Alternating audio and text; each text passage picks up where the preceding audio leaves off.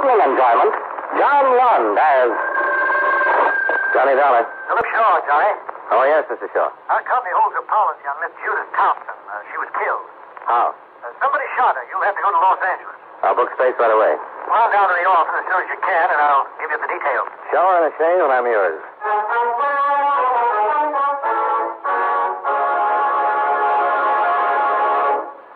Expense account submitted by Special Investigator Johnny Dollar to Home Office, National All Risk Insurance Company, Hartford, Connecticut. The following is an accounting of expenditures during my investigation of the Black Doll matter. Expense account item 1, $189.95. Plane fare and incidentals to Los Angeles, California. I arrived at 10 o'clock the morning of the 12th and went directly to Hollywood, where I registered at the Wentworth Hotel. Then proceeded to Central Division Homicide and Lieutenant Brickford. Got a teletype this morning that you were coming, Dollar. Supposed to give you all the help I can. Oh, I'll be glad to have it. Can you tell me something about the dead woman? Well, shot once with a 38 in the chest. Killed between 1 and 2, night before last. Any suspects? We've been checking on the people she knew. Talked to several of them. Couple, Mr. and Mrs. Lyon, a girlfriend, Miss June Fisher. She'd seen her during the day, but can't tell us very much. The Lyons hadn't seen her for several days. They couldn't give us any reason why someone might kill her. We've got some more names we've got to run down. Boyfriend, William Carnes. Works for Timken Aircraft. Test pilot. Girlfriend says Carnes and the dead girl started seeing each other about 2 weeks ago, but she didn't believe it was anything particularly serious. She was killed in her apartment. Yes. Killer entered by a back door and ripped the screen, but wasn't robbery. Nothing was touched. Somebody just walked in and killed her. Yeah, that's the way it looks. Lab hasn't come up with anything that'll help so far. No prints. They got the bullet, but we need the gun. What did she do that night? Well, that's something we still got to find out. We are pretty sure she went out. There were some clothes on the chair, slacks and a coat. Wouldn't wear the coat around the house. What about this boyfriend? I was going out to talk to him this morning. I wanted to check on him first. Pilot in the last war. Went to work for Timken right after he was discharged. Seemed like a pretty solid citizen. A lot of citizens are pretty solid until they kill somebody. Yeah. Well, you want to run out the field with me? If you don't mind. Well, not a bit. Give me somebody to talk to.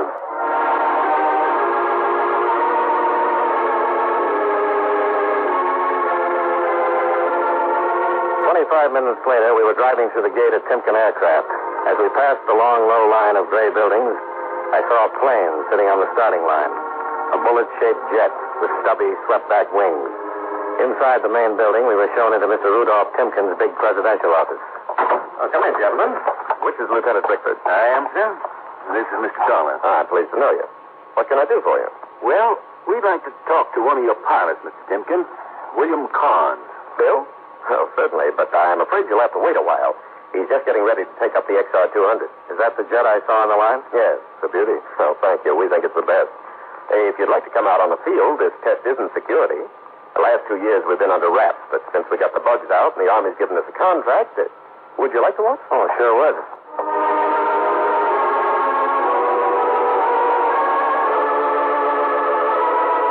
Timken took us out in the field, and we watched the jet take off and climb toward the west.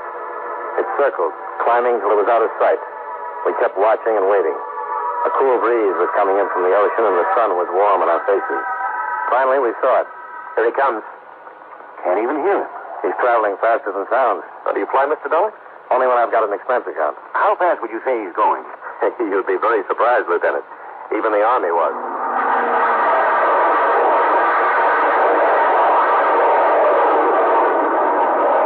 Hey, impressed? Yeah. I'll stick to being a cop. He's in his turn now. Yeah. Now, come in across field. He's even lower. Here he is.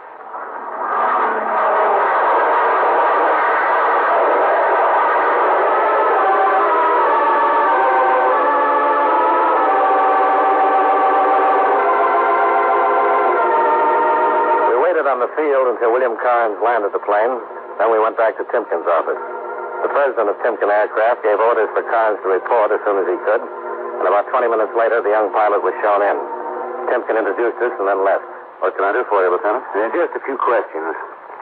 Do you know a Miss Judith Thompson? Yeah, what's wrong? She's dead. Somebody killed her. Killed her? Don't you read the papers, Bill?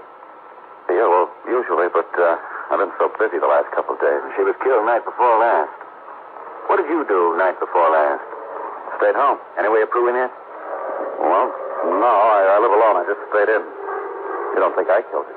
You've known her for about 2 weeks, haven't you? Yeah, I guess it's been about 2 weeks. She's a nice kid. Awfully nice kid. Sorry about it. And you stayed home the night of the 10th? That's right. All night? Well, yeah. You'll find out sooner or later. No, I wasn't her. I took her out the night of the 10th, and I knew she'd been killed. But look, honest, I had nothing to do with it. Why'd you lie about it? Because I'm married. No, we're not living together. We're separated. My wife's living in Chicago now with her folks. Always kind of hoped we'd get back together, but if I got mixed up in a killing... You got mixed up the night you took Judith Thompson out?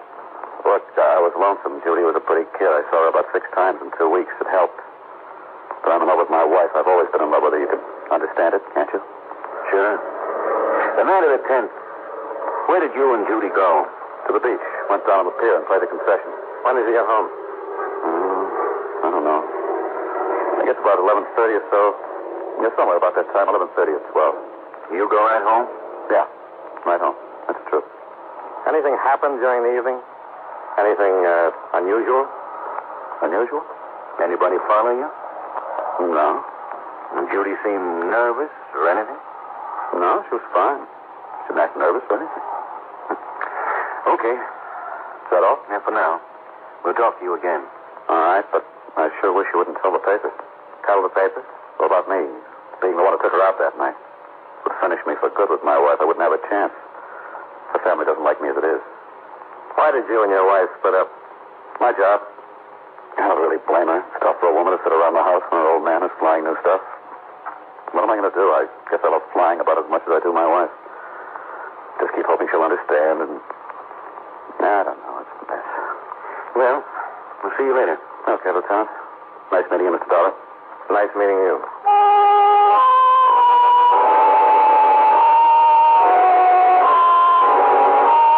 We left time sitting in a big office and located Timpkin. We thanked him for his cooperation, then went out to the car. We were about to drive away when Bill Carnes ran out of the building. Oh, wait a minute. Yeah. Just thought of something. Yeah? What is it? Well, I doubt if it means anything. In fact, I forgot all about it until just a minute ago. Something about the other night? Yeah. When we were down on the pier on the fight, playing the concessions, I down there had a fight. Fight? Yeah, that's the shooting gallery. I spent about $2 knocking down fights and winning coupons. When I got done, Judy wanted one of the dolls, the plaster prizes. Yeah? This was a big black one, about this big. And the guy wouldn't give it to me. You got in a fight with him? Oh, darn near. I bought enough coupons for the doll, but he said it wasn't a prize. And I said, what had he got it up on the shelf for? Judy wanted it, so I finally made him give it to me. Then we had to fight him for it. Hey, it wasn't so much the doll, it was the principle. I hate to be had like that. No. I owed it much, but it was kind of strange. But of course, I don't know what it could have to do with Judy. Well, you never know. Does she take the doll home with her? Well, yeah, sure. And a lot of other things we want, kind of junk. Okay, Bill. Thanks a lot. Sure. See you later. Yeah. Goodbye. Go on.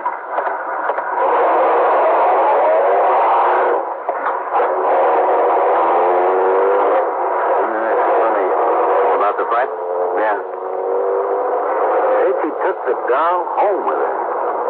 Why? Wasn't it in the apartment? No. All the other junk from the pier was. I remember it scattered all over the dresser. Scattered? Yeah. But no big black doll. You were right. About what? That is funny.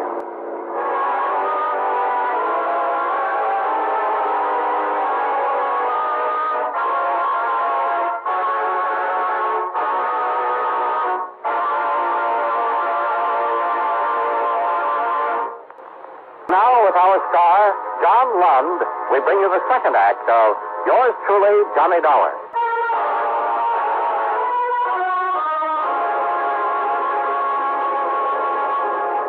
Lieutenant Brickford drove across town to the dead girl's apartment just off Franklin Avenue in Hollywood. A uniformed cop was still staked out at the door. He gave Brickford a casual salute as we let ourselves in. Yeah, the body was here. Shot from where? From over here. The position of the body and wound puts the killer somewhere in this area here. Which way is the back door? Through there. And here's the stuff on the dresser. Uh-huh. Everything you'd win at an amusement fair? Everything but a big black doll. Why would a plaster doll be so important? I couldn't even guess. Well, it's the only lead you've got so far. You want to check it, I suppose. Concessions on the pier open around 6. You got any plans for this evening? I'm with you. Let's go talk to Bill Carnes again. I think it'd be a good idea if he came along with us tonight.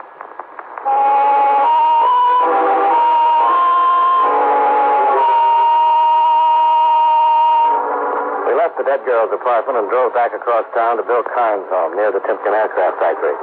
Bill met us at the door and showed us into an attractive living room. To find out any more about Judy? Not yet. We'd like to know some more about your argument at the pier. Well, I told you just about everything. It started over the doll. That's right. You're sure Judy had the doll with her when she went home? Well, yeah, I'm positive. Saw her take it into the house, had her arms full of that stuff we want. The doll was the biggest of the bunch. You can't remember anything unusual about the doll? Unusual? No? No, it's just a big black doll about this big, holding an ashtray. You'd know this guy again? Oh, sure I'd know. He runs a concession. At least he was the only one there. Well, can you go down with us tonight? To the pier? Yeah. Yeah, sure. Do you think the argument had something to do with Judy getting killed? We don't know. But that black doll wasn't in her apartment. It wasn't? Well, I saw her take it in with her. Well, it looks like somebody else took it out.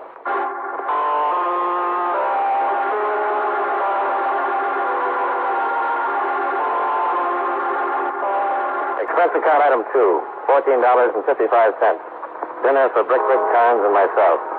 A short drive later, we pulled into the big parking lot on the amusement pier.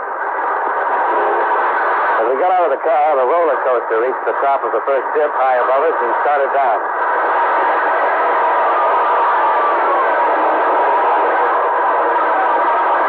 We crossed the parking lot and walked out on the pier. I haven't been down here in a long time. Where's the shooting gallery? It's down at the other end. We walked the length of the pier until we reached the shooting gallery where Bill had won the black doll. All right, step up and try it up. The man running the concession was in his late 40s, short, stocky, and bald. We stopped a few yards away. Come on, boys. Let's see what kind of shots you all. Big shots, no little shots. That's the man? No, he's not the one. All right, come on, boys. Try it up. There's 6 shots per report. What can we win? Anything on the shelf. On the top shelf, one just like it. How about the big black doll? Sure, but you gotta hit all the clay pipes. Well, go ahead, darling. Aren't you going to try it? If you don't hit them all. Okay. There you are.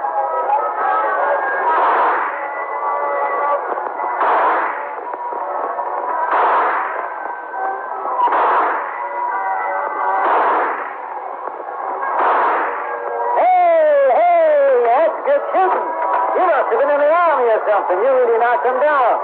Say now, boys, how about another round? No, I'll just take the doll. Sure, how about you boys not going to let him show you up now, are you? He already did. Another round and you can win a cop and a cigarette. Just the doll. Okay. There you are. The way you shoot, you could win anything I got here. You the only man who runs this place? Yeah, right. You weren't running it 3 nights ago. Well, what do you mean? The taller guy, younger than you, nasty disposition. He was here then. Oh, you mean Charlie? If that's his name. Yeah, he just works for me. Where is he? Why, that's an examination. We just want to know where he is. Oh? Are you a cop? Why? Well, hey, you act like a cop. You win yourself a dolly. Where is he? I don't know. He quit. When did he quit? Last night. What's his full name? Charlie Gilbert. Where can we find him? I don't know. He worked for you and you don't know where he lives? That's right. I gave him a job one night. Couldn't ask him where he lives. Why did he quit? How do I know? They quit. Said he was through and took his pay. Ain't nothing illegal about that, is there? You ever been arrested? Me? You. No. I want you to tell me everything you know about Charlie Gilbert.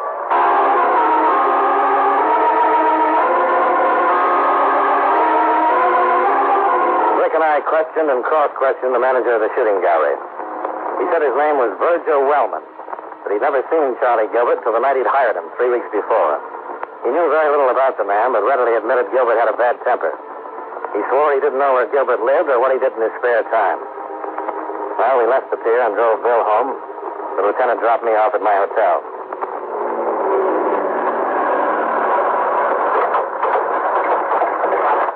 Oh, thanks. Thanks for the dinner. What happens now?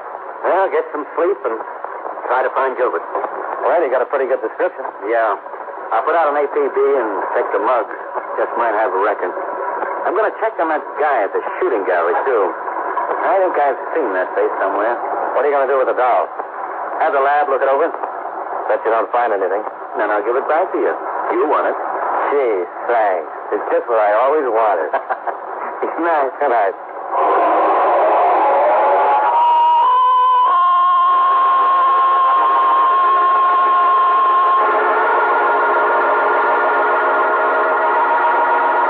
I went to my room, climbed into bed, and tried to put the puzzle together. After a half dozen cigarettes, I gave up and turned off the light. I felt as though I'd hardly fallen asleep. Okay. Yeah. All right, sure. Johnny Dollar. This is Brinkman. Oh, hi. Hey, what time is it? 2 o'clock? Goodbye. Hey, wait a minute. Something important. Okay. Let me wake up. Well, this will wake you up. About an hour ago, they hauled a man out of the ocean. Been shot twice. About 36 hours. Who is he? I don't know. No identification. Nothing in our file on his prints. So we sent for a kickback from Washington. Why is this corpse so important? Because he fits the description Carnes and Wellman gave us. Gilbert? Yeah. And I went through the mugs and came up with an identification on the guy who was running the shooting gallery tonight. I knew I'd seen him before. Who is he? Right name's Virgil Shelton. Wellman's an alias. Got a narcotics record. Served 5 years. Only been out for a couple of months. Well, that sounds interesting. How about the dead man you found in the ocean? Carnes coming in to make an identification? Already sent for him. You coming down? Right away.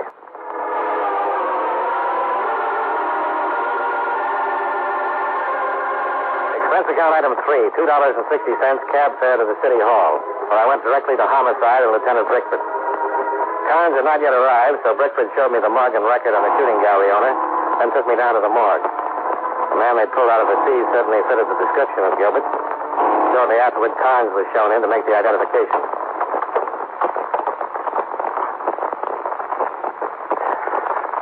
Yeah.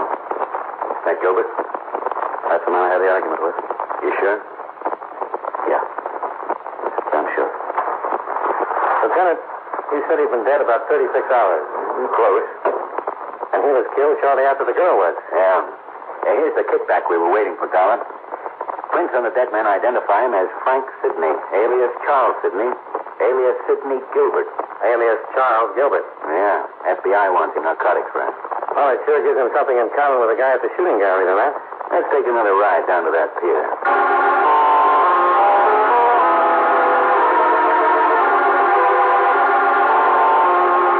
Well, we had our first positive connection. Both of the men who worked at the shooting gallery had federal records and were wanted on narcotics raps. Now all we had to find out is why the girl was killed, who did it, and how did the missing black doll figure. Bickford told Sergeant Hardy to take Carnes home. Then we went down in the garage and climbed into the lieutenant's car.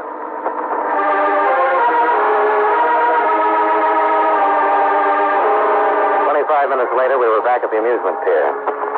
The concessions were all closed. The entire pier was dark except for a few work lights at the entrance. We walked to the shooting gallery and stopped. Could be a front. Yeah, it could. The lab find out anything about the doll? No thing. Well, remind me to give it to you. Yeah, I'll tie a string around my finger. Yeah, let's take a look around back. You know, I got a hunch. About the doll? Yeah, probably the same one you've got. Suppose the doll Carnes had the argument about was supposed to be picked up by a particular party, expected about the time Carnes arrived. Yeah. That dog you won tonight's hollow. Big space. Could hold a couple of bindles. Nice way to pass the stuff, huh? Oh, hold it. Boat coming in at the end of the pier. Come on. Let's take a look. You got a gun? Yeah. Might just be a fisherman. Might, but I doubt it. Better take it easy. The boat was pulled up to a small landing where a ladder led down from a spot a few yards away from us. We got down on our hands and knees and crawled to the pier railing for a better look. Below us, we could make out 2 men in the boat and 2 on the landing. One of the men in the boat stood at the wheel while the other passed a large crate to the men on the landing.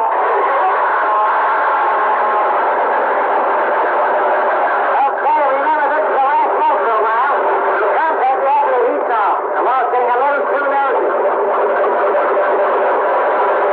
Recognize him? Our friend from the shooting gallery. They're coming up. Take it easy with it. Okay, hand it up. I'll take it. Okay. Now let's get out of here. We got to be in Fresno by 7. Hold it right there. Look out! Look out!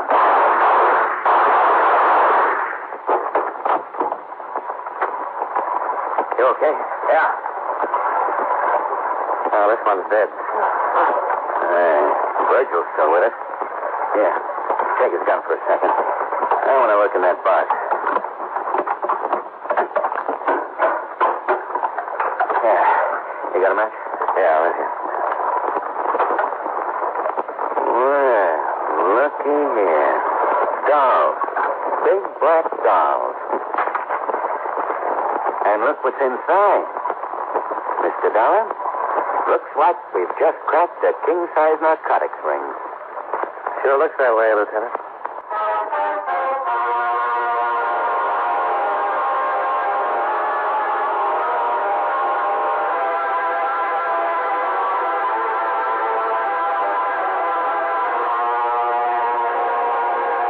Virgil Wellman lived long enough to tell us the whole thing. Once a week, one of the big black dolls was passed to a pickup. The night Carnes had the argument was one of those times. Gilbert knew he couldn't take a chance on a fight that would bring the police, so he gave Carnes the doll, closed the shooting gallery, and followed. Judith Thompson surprised him in the act of stealing the doll, and he had to kill her. Virgil Wellman knew Carnes would be able to identify Gilbert, and with a murder, the police would be sure to investigate. So he killed Gilbert and dumped him off the pier.